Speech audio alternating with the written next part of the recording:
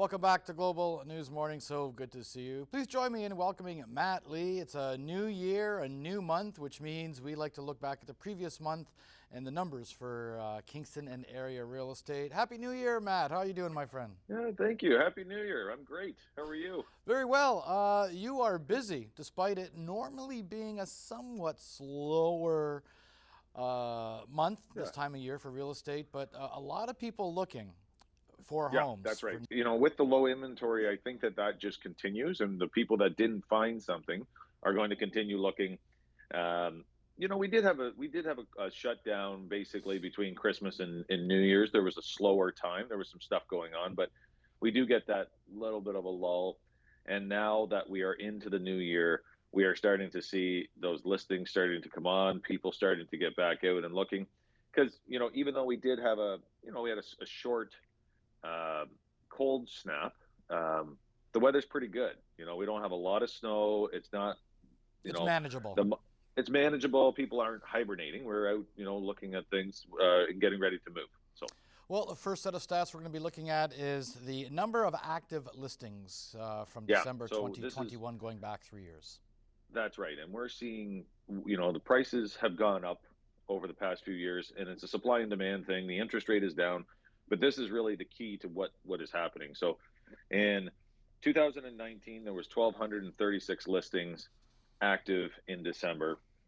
In 2020, there was 803, so we had shrunk that, 450 listings from 19 to 20. And then this year, 2021, there was 493 listings. So we've gone down below 500 listings. And 2 years ago, we were almost at 1,300. Is that why they consider it a seller's market? Yeah. So there really isn't a lot on the market. That market has shrunk to the point when things come on, there is a number of buyers, and that buyers pool tends to just grow, right? So like somebody today says, "Oh, I'm thinking I'm going to go and look at something," and then that tends to happen uh, more right now than the listing side. So you've got this more buyers pool than you do listings, creates this supply and demand. Number of expired listings. This is shrinking. And I mean, basically, the reason that this shrinks is because a lot of homes sell, less stuff comes on. So, 2019, 951 listings expired over the month of December. And then 2020, 975 expired. And in 2021, 801. So, you're down almost, just under 175 less listings expiring from last year. So that's what we see. The number of sales stats, interesting. It went up and then down again. Yeah. So when we look at the sales, last year we were on a full lockdown. The numbers were climbing. There was more on the market in 2019, 2020, less on the market last year, less people maybe looking in December. So you did see in 2019 there was 212 sales. So you see that number. 2020 there was 338 sales in the month of December. 2021 there was 199. So it was less than 200 sales just in the past. Hmm. So we're just looking at that. Less on the market is what we see. We need more people to start selling. Yeah, we need more listings. I mean, if we had the ability to have more listings on the market, and whether that's new builds or whether that's resale, then that would create that equal market. But there's just not that happening right now. That was something that we've been seeing for 3 or 4 years, and the banks did say that was going to happen. I just think that COVID kind of kicked it into overdrive. Well, So this is an interesting set of stats. Really, not much has changed in a year, but the close price to list price ratio.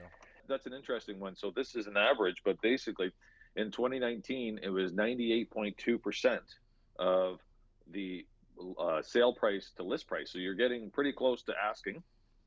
In 2020, it was 100%. In 2021, it was 100%. So we did see that kind of level off in December. So some houses would have been selling over asking, some would have been selling below asking. And you create that average, and it's right in that middle market. So it's an interesting one. This is also very interesting. If you are going to sell your home, it's not going to be on the market a whole long time. Days to Yeah, sell stats here. that's right. So in 2019, it was 38 days. And actually, to tell you the truth, if we went back to 2015, it was probably 60. That the average of 2 months is what it probably, and I'll pull that actual stat, but we had it where it was 2 or 3 months, years ago. 2020, it went from 38 down to 20 days. Last month, 2021, it went down to 11. So we went over the years, we went 38 days to 20 days to 11 days. So that has now shrunk down to that. If you look at this year, it's relatively in the same ballpark. We've gone through where it's 8 days, 13 days, 11 days. So it has shrunk down to that for most of the year. Well, in the final set of numbers here, what a difference a year makes for the sale price, the median price. Yeah, that's right. And if we look at that and we start back in 2019, it was 370,000 for the median price. 2020 was 426,000, and this year, in the last month, 2021, it was 567,000. So we jumped about 150,000 in 1 year on the median price for the month of December. We will be able to take that was for the individual month itself, and we're still looking at that right now. So basically, what we look at is month over month for the past few years. Always good to see you. We thank you so much, Matt Lee. Great, thank you. Real Estate Tips, brought to you by Matt Lee of Royal LePage.